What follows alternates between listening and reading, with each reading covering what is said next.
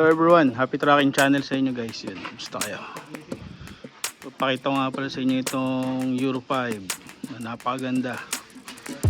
Ayan. Pero hindi sa atin to Hindi sa atin to. Nakita ko lang, gusto ko lang i-video sa inyo. Shoutout sa bossing natin dito na gumagawa.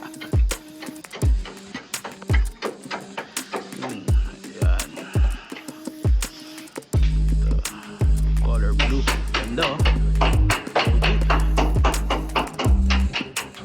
napaka-elegante, tignan talaga Meron pa dito sa kabila ako guys. Ayan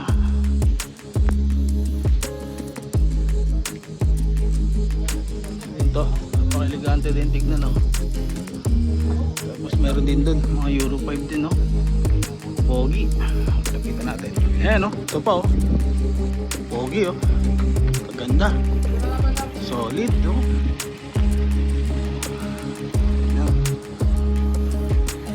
din ganda may UP drop side siya yung ganda rin, ganda ng mga truck. Pero ito guys, mga mga for pull out or mga sold unit na. Ito po ang ganda, kita nyo grabe pogi so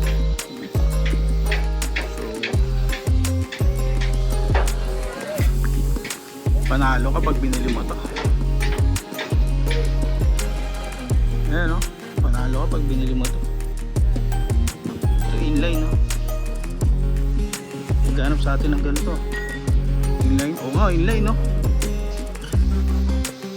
original mulye. Original body